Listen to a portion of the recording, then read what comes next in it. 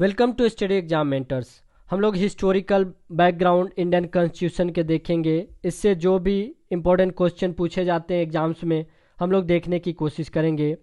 इसमें 1773 से लेके 1935 तक जो गवर्नमेंट ऑफ ब्रिटिश गवर्नमेंट या गवर्नमेंट ऑफ इंडिया कह लो आप, इसके रूल एंड रेगुलेशन के बारे में हम लोग देखेंगे। हम लोग सबसे पहले स्टार्ट करते हैं रेगुलेटिंग एक्ट 1773 के बारे में। रेगुलेटिंग एक्ट 1773 के टाइम पे ब्रिटिश प्राइम मिनिस्टर थे लॉर्ड नॉर्थ। ये पहला स्टेप था जो ब्रिटिश पार्लियामेंट ने लिया था। ये ईस्ट इंडिया कंपनी पहले कॉमर्शियल पर्पस के लिए थी, लेकिन इसके बाद ईस्ट इंडिया कंपनी पॉलिटिकल और एडमिनिस्ट्रेशन के लिए जाने लगी। इसको पॉलिटिकल और एडमिनिस्ट्रेटिव फंक्शन को देखने लगी और ब्रिटिश पार्लियामेंट ने स्वीकार किया इस चीज को। हम लोग देखते हैं कि पहले governor of Bengal, governor general of Bengal बने वॉरेन हस्टिंग।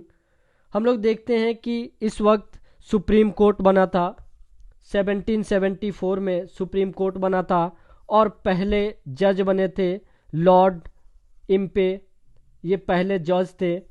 हम लोग देखते हैं कि company court of director report देगा revenue, civil and military affairs का इंडिया में।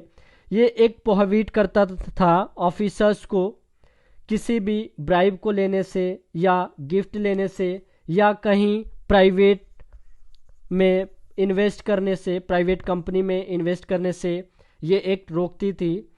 हम लोग नेक्स्ट देखते हैं पिट्स इंडिया एक्ट 1784 के बारे में। पिट्स इंडिया एक्ट 1784 के बारे में देखते हैं। ब्रिटिश पार्लियामेंट ये एक्ट 1773 के अमेंडमेंट के लिए लाई थी, इसलिए इसको एक्ट ऑफ सेटलमेंट भी बोलते हैं, एक्ट ऑफ सेटलमेंट भी बोलते हैं इसको। यहाँ पॉलिटिकल एंड कॉमर्शियल फंक्शन को अलग अलग किया गया था। इसको डबल गवर्नमेंट भी बोलते हैं। ये डबल गवर्नमेंट में बोर्ड ऑफ कंट्रोल और कोर्ट ऑफ डायरेक्टर बना था। Board of control and court of director बना था। Board of control political control करता था, जैसे सिविल और मिलिट्री अफेयर्स के बारे में देखता था, लेकिन कोर्ट ऑफ डायरेक्टर ये कॉमर्शियल अफेयर्स को देखता था। हम लोग नेक्स्ट देखते हैं चार्टर एक्ट 1833 के बारे में।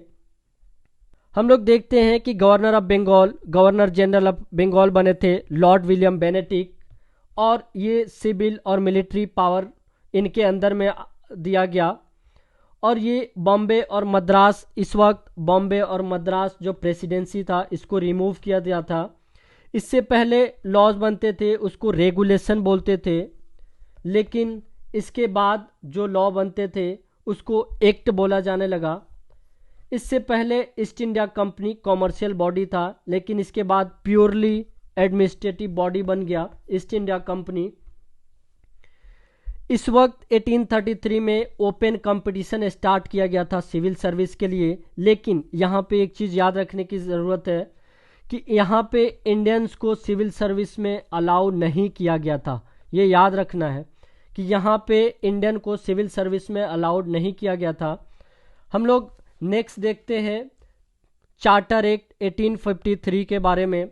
ये हम लोग देखते हैं कि ये सेपरेट किया गया था first time legislative and executive function को गवर्नर जनरल काउंसिल के द्वारा।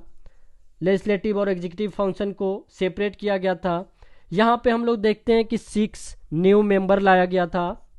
इसमें लेजिस्लेटिव काउंसिल को इंडियन लेजिस्लेटिव काउंसिल बोला जाने लगा, और ये separate governor general legislative council बोला जाता था इसको। ये फर्स्ट टाइम इंडियंस को लेजिस्लेटिव काउंसिल में इंट्रोड्यूस किया गया। इसमें first time local representation introduce किया गया था। इसमें हम लोग देखते हैं कि इसमें ओपन कंपटीशन सिस्टम स्टार्ट किया गया था। ये सिविल सर्विस को रिक्रूटमेंट के लिए इंडियंस को अलाउ किया गया था। यहाँ पे 1833 में इंडिया को अलाउ नहीं किया गया था, लेकिन 1853 में इंडियन सिविल सर्विस में इंडियंस को अलाउ किया गया। और ये था मैकुले कमेटी के तहत, ये एग्जाम्स में कई बार पूछे गए हैं। मैकुले कमेटी के तहत ये इंडियन सिविल सर्विस में इंडियंस को अलाउ किया गया था। मैकुलर कमेटी 1854 में आया था। नेक्स्ट हम लोग देखते हैं कि गवर्नमेंट ऑफ इंडिया एक्ट 1858 के बारे में हम लोग देखते हैं। इसको क्राउन रूल भी बोलते हैं, इसको क्राउन रूल भी बोलते हैं। और ये रिवोल्ट ऑफ 1857 के जस्ट बाद हुआ था। रिवोल्ट ऑफ 1857 के को हम लोग फर्स्ट वॉर ऑफ इंडिपेंडेंस भी बोलते हैं। इस पे हम लोग सेपरेट वीडियो बनाएंगे। अभी हम लोग एक्ट के बारे में ही देख लेते हैं। इसको हम लोग क्राउन रूल क्यों बोलते थे, क्योंकि यहाँ पार्लियामेंट ईस्ट इंडिया कंपनी को हटाकर खुद ब्रिटिश पार्लियामेंट टेक ओवर कर लिया और यहाँ पे गवर्नर को वाइसराय बना दिया गया।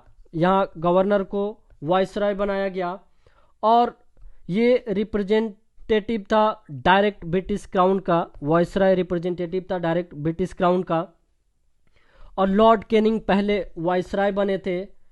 और ये 1784 में इंट्रोड्यूस हुआ था board of control and court of director. इसको यहाँ पे अबॉलिश कर दिया गया था।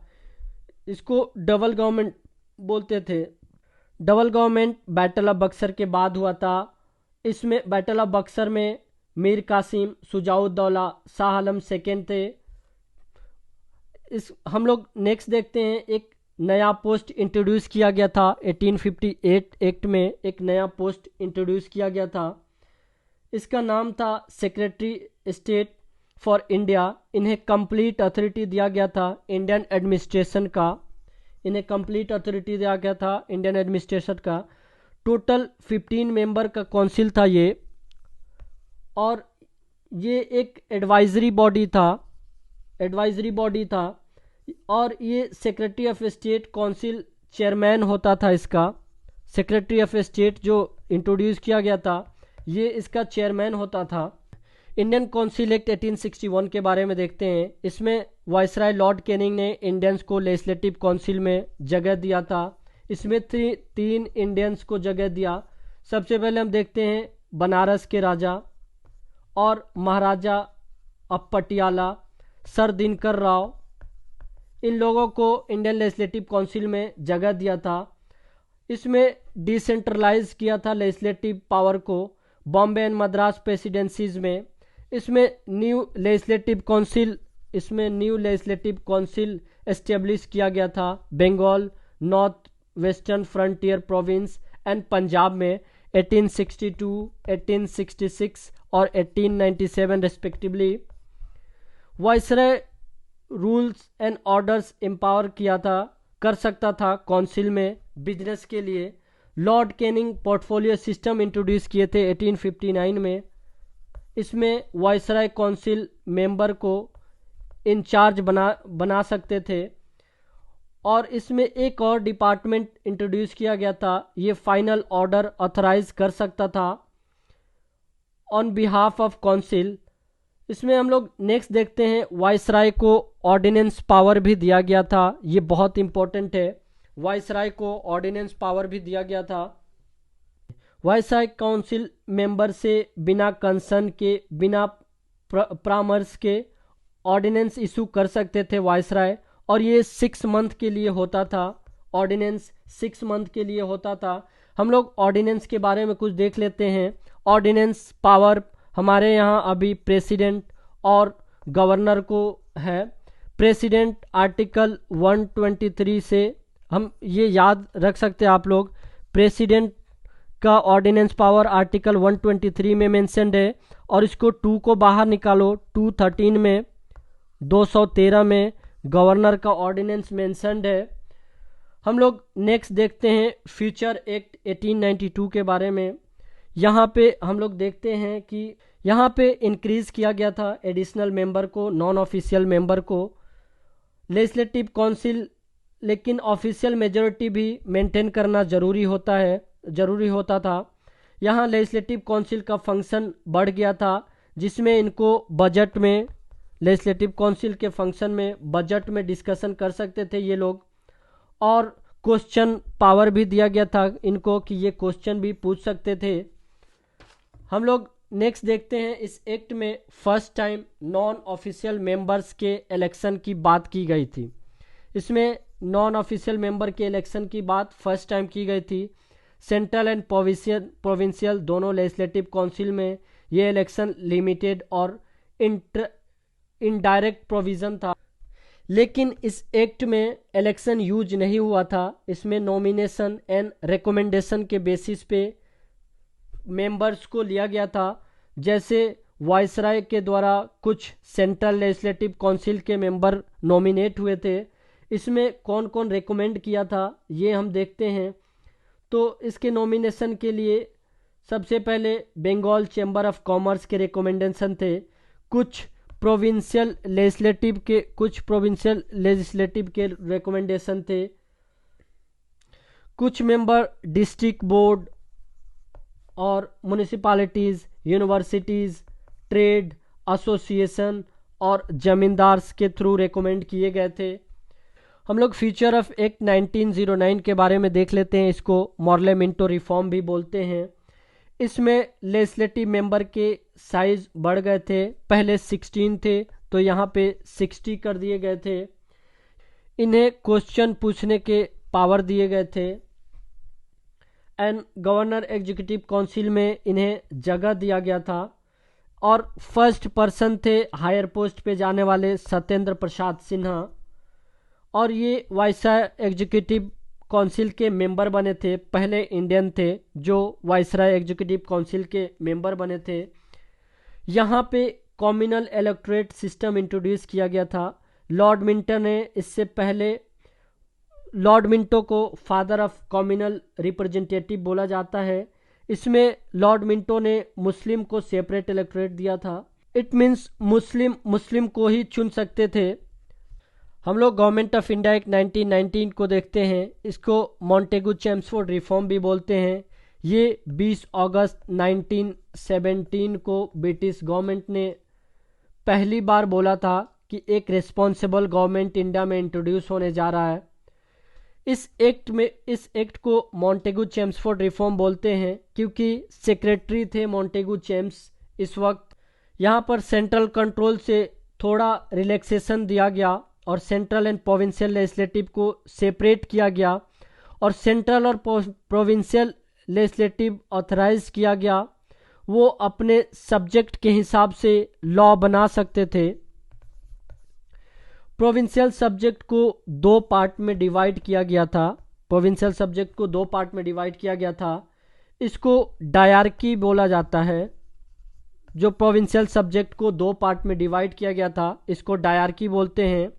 इसमें ट्रांसफर्ड सब्जेक्ट और रिजर्व सब्जेक्ट दो डिवाइड किया गया। ट्रांसफर सब्जेक्ट में एडमिनिस्ट्रेट किया जाता था गवर्नर्स एंड रेस्पॉन्सिबल मिनिस्टर्स के द्वारा, लेजिस्लेटिव काउंसिल के द्वारा, लेकिन रिजर्व सब्जेक्ट ये एडमिनिस्ट्रेट किया जाता था गवर्नर एंड उसके एग्जीक्यूटिव काउंसिल के द्वारा। यहाँ पे लेजिस्लेटिव काउंसिल का कोई रोल नहीं होता था। ये बाई कैमरल इंट्रोड्यूस किया गया, डायरेक्ट इलेक्शन इंट्रोड्यूस किया गया था। यहाँ पे डायरेक्ट इलेक्शन इंट्रोड्यूस किया गया। लेजिस्लेटिव काउंसिल रिप्लेस किया गया था बाई कैमरल लेजिस्लेचर से। इसमें अपर हाउस बोलते थे काउंसिल ऑफ स्टेट को और लोअर हाउस बोलते थे लेजिस्लेटिव असेंबली को। हम लोग कम्युनल रिप्रेजेंटेशन के बारे में देखते हैं। यहाँ पे कम्युनल रिप्रेजेंटेशन बढ़ाया गया था। ये सेपरेट इलेक्टोरेट बढ़ाया गया था और लोगों को दिया गया था, जिसमें 6 इंडियन, क्रिश्चियन और एंग्लो इंडियन यूरोपियन को यहाँ पे बढ़ाया गया था। इसमें प्रॉपर्टी टैक्स एजुकेशन के बेसिस पर लोगों को वोटिंग राइट दिया गया। यहाँ पे हाई कमिश्नर ऑफिस बनाया गया। एक लंदन में हाई कमिश्नर ऑफिस बनाया गया, जो इंडिया के हाई कमिश्नर लंदन में रहेंगे जाके उसमें। इसमें पब्लिक सर्विस कमीशन एस्टेब्लिश किया गया। सेंट्रल पब्लिक सर्विस कमीशन 1926 में एस्टेब्लिश किया गया था। इसमें सिविल सर्विस रिक्रूटमेंट के लिए एस्टेब्लिश किया गया था ये। और ये फर्स्ट टाइम सेंट्रल बजट से प्रोविंशियल बजट अलग किया गया था। हम लोग कुछ और पॉइंट्स इसमें देख लेते हैं। एक इम्पोर्टेंट कमीशन देखते हैं, इसमें साइमन कमीशन देख लेते हैं हम लोग। साइमन कमीशन कब आया था? ये नवंबर 1927 में आया था साइमन कमीशन। इसका बाइकआउट इसलिए हुआ था क्योंकि इसमें 7 मेंबर ब्रिटिशर्स थे, इंडिया से कोई नहीं था, इसलिए इसका बाइकआउट किया गया था। हम लोग नेक्स्ट देख लेते हैं, हम लोग गवर्नमेंट ऑफ इंडिया एक्ट 1935 के बारे में देख लेते हैं। इस एक्ट से कंप्लीट रिस्पॉन्सिबल गवर्नमेंट बना था, इस एक्ट से कंप्लीट रिस्पॉन्सिबल गवर्नमेंट बना था। ऑल इंडिया फेडरेशन इस एक्ट से एस्टेब्लिश किया गया था। इसमें प्रोविंशियल और प्रिंसली स्टेट को एक यूनिट बनाया गया था। ये एक्ट पावर के 3 लिस्ट में डिवाइड किया था, पावर को 3 लिस्ट में डिवाइड किया था, फेडरल लिस्ट, प्रोविंशियल लिस्ट और कंकरेंट लिस्ट। फेडरल लिस्ट में क्या था?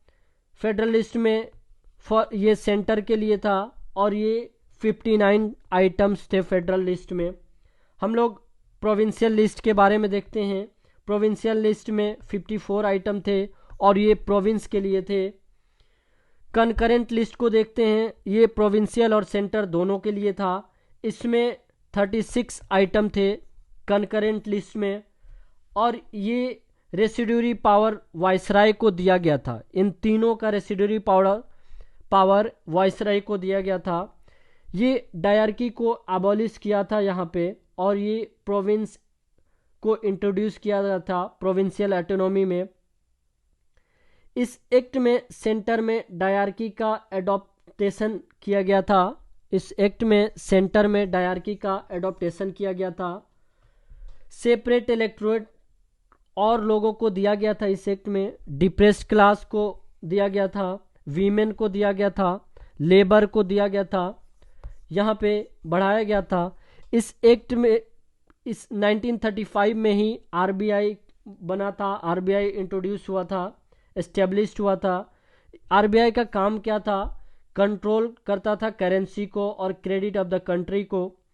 ये फेडरल कोर्ट एस्टेब्लिश किया गया था 1937 में, फेडरल कोर्ट इंट्रोड्यूस किया गया था 1937 में। Thank you for watching video. Please video को लाइक करें और चैनल को सब्सक्राइब करें।